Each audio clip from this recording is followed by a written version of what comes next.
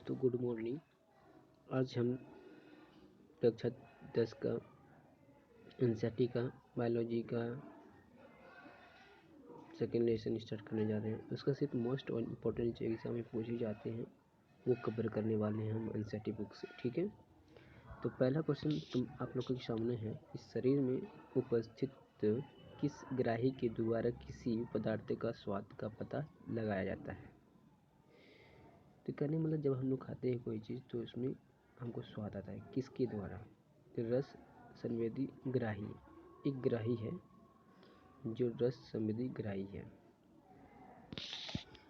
Next question है कि किस ग्राही के द्वारा गंध का पता लगाया जाता है। गंध मतलब कोई भी सुगंध आता है ना, इसके द्वारा हमको अनुभूति होता है हमारे शरीर को।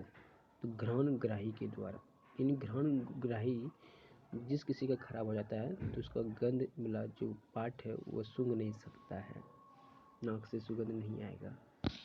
नेक्स्ट क्वेश्चन है कि शरीर में कितने ज्ञान इंद्रियां हैं, कौन कौन? इंग्लिश मीडियम में इसका बोलते हैं सेंस ऑर्गन्स। सेंस ऑर्गन्स कितने होते हैं? 5, यानी जिससे हमको शरीर में ज्ञान की प्राप्ति होती है। शरीर में 5 ज्ञान इंद्रियां हैं। पहला का नाम है नाक। नाक के द्वारा हम कोई चीज़ सूंघ लेते हैं तो हमको अनुभूति हो जाता है कि हाँ ये चीज़ हुआ है। कान, कान से हम कोई चीज़ सूंघ लेते हैं। जीवा, जीवा में जीभ से हम लोग कोई स्वाद लेते हैं। आँख से देख लेते हैं और त्वचा से फील करते हैं, फिर मतलब महसूस करते हैं। फिर है चौथा क्वेश्चन, तंत्रिका ऊतक किसके एक संगठित जाल का बना होता है। तंत्रिका ऊतक होता पहले कहाँ है वो तुम लोग को पता करना होगा। तो पता करना कैसे है, ये मस्तिष्क जो हमारा बना है ना जिस कोशिका का, उसी बोलते हैं क्या है, तंत्रिका ऊतक बोलते हैं, जिसको हम इंग्लिश में न्यूरॉन। और इससे जो इसमें विशेष करके जो डॉक्टर बनते हैं उसको बोलते हैं न्यूरोलॉजिस्ट कहते हैं। ठीक है, तंत्रिका ऊतक किस एक संगठित जाल का बना होता है, तंत्रिका कोशिकाओं का।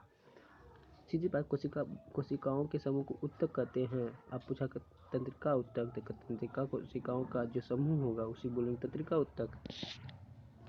विभिन्न सूचनाओं को विद्युत आवेग के द्वारा शरीर के एक भाग से दूसरे भाग तक किसके द्वारा ले जाया जाता है। अर्थात समझो, कहने का मतलब ये है जितना भी हमको चोट घाव लगता है, महसूस होता है, तो सारा आवेग जो ले जाता है मस्तिष्क में, कौन ले जाता है?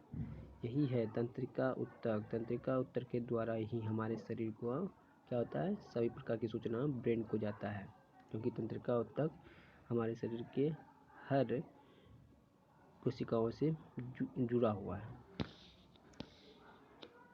नेक्स्ट क्वेश्चन है, शरीर की सबसे बड़ी कोशिका का कौन है? तंत्रिका कोशिका। ठीक है, पर्यावरण में किसी घटना के अनुक्रिया के फलस्वरूप अचानक हुई क्रिया को कौन सी क्रिया कहते हैं? प्रतिवर्ती क्रिया।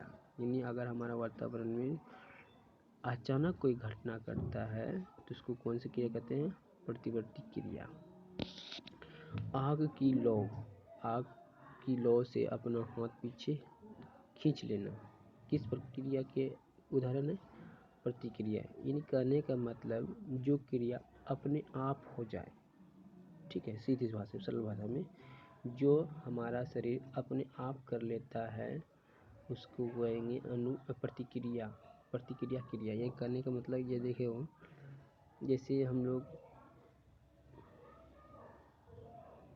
कोई आग है उसमें हाथ अगर चल रहा है तो क्या करते हैं, हटा लेते हैं ना, तो अपने आप होता है, तो ये प्रतिक्रिया है। मेरुरज्जु तंत्रिकाओं की बनी होती, पूछा जाता है मेरुरज्जु किसकी बनी होती है? तंत्रिकाओं की। 10वां क्वेश्चन है, हमारे मस्तिष्क दिमाग को सोचने के लिए सूचनाएं कौन प्रदान करती है? यानी हमारा दिमाग जो है उसको सोचना पड़ता है, ये कौन ऐसा देता है कि सोचो? मेरुरज्जु। मस्तिष्क और मेरुरज्जु केंद्रीय तंत्रिका तंत्र बनाते हैं। यानी मस्तिष्क यानी दिमाग और मेरुरज्जु दोनों मिल जाएगा तो क्या बनाएगा? केंद्रीय तंत्रिका तंत्र बनाता है। तंत्रिका तंत्र, केंद्रीय तंत्रिका तंत्र। शरीर के सब भागों से सूचनाएं प्राप्त करते हैं और इसका समाकलन करते हैं कौन? यानी शरीर के सब भाग से सूचना इकट्ठा कर देता है और समाकलन यानी समाधान खोजता है कौन? केंद्रीय तंत्रिका तंत्र। लिखना, बात करना, एक कुर्सी घुमाना, किसी कार्यक्रम के समाप्ति पर ताली बजाना, ये सब काम करते हो। 21 क्रिया के उदाहरण हैं। तो ऐच्छिक क्रिया यानी जो क्रिया स्वयं हो, ऐच्छिक क्रिया कहलाता है। नहीं, अब मान लो कोई कार्यक्रम पूरा खत्म हो गया, हम लोग ताली बजाते हैं ना। अब कोई चीज़ हो गया, मान लो कि क्या बोलते हैं इसको, लिखते हैं, बात करते हैं, ये सब कुर्सी घुमाते हैं, ये सब ऐच्छिक क्रिया है। प्रतिवृत्ति क्रिया किसके द्वारा नियंत्रित किया जाता है? तो मेरे रज्जु के द्वारा। मस्तिष्क के कितने मुख्य भाग होते हैं और कौन कौन होते हैं? यानी मस्तिष्क का मात्र 3 भाग होता है। पहला है अग्र मस्तिष्क, यानी जो बोलते हैं आगे वाला माधा। दूसरा है मध्य मतलब पिछला मस्तिष्क, पश्चिम मतलब पीछे वाला। मस्तिष्क मुख्य सोचने का भाग कौन है? अग्र मस्तिष्क। यानी हम लोग जो सोचते हैं किस दिमाग के द्वारा सोचते हैं? आगे वाला जितना दिमाग है उतने दिमाग से हम लोग सोचते हैं। भूख लगने की सूचना कौन देता है? हमको भूख लगा, कैसे अनुभूति देता है दिमाग को? ये अग्र मस्तिष्क ही देता है। मनपसंद भोजन देखने पर मुंह में पानी आना, हमेशा हृदय दिल का स्पंदन धड़कना, सांस लेना, भोजन का पचना इत्यादि किस क्रिया के उदाहरण है? अनैच्छिक। अनैच्छिक मतलब हमारी इच्छा के अनुसार ये सब नहीं होता है। हम अगर सोचेंगे दिल बंद हो जाए धड़कना, क्या बंद होगा? नहीं ना, सांस नहीं लेंगे, ऐसा कोई होगा? मनपसंद भोजन देखने पर मुंह में पानी नहीं आना, ऐसा होता है? मुंह अगर अचार ला देंगे तो क्या तुम्हारे मुंह में पानी नहीं आएगा? आएगा ही। तो ये ऐसा क्रिया जो हमारे इच्छा के अनुसार नहीं होता है, उसको अनैच्छिक क्रिया कहते हैं। ठीक है। आँखों की पुतली आकार छोटा बड़ा होना भी अनैच्छिक क्रिया है। यानी कभी देखना, प्रकाश अगर अधिक चले जाएगा आँख में, यानी अधिक रोशनी में तुम अपना आँख खोलोगे तो तुरंत जो गोल के स्पॉट है, स्पॉट बोलते काला वाला को, आँख में जो होता है वो छोटा हो जाएगा। वही जब हम कम प्रकाश कर देंगे तो हमारा पुतली जो है बड़ा हो जाएगा। अनैच्छिक क्रियाएं किसके द्वारा नियंत्रित किया जाता है? तो पश्चिम मस्तिष्क में उपस्थित मेडुला द्वारा। पूछा जाता है अनैच्छिक क्रिया किसके द्वारा? पश्चिम मस्तिष्क में का कौन सा पार्ट? तो मेडुला के द्वारा।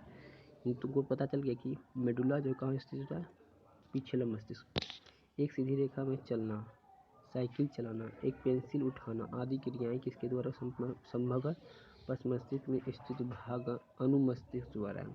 तो मेडुला भी होता है और अनुमस्तिष्क भी होता है किसमें? पश्चिम मस्तिष्क। यानी पश्चिम मस्तिष्क का भी भाग हो गया कौन?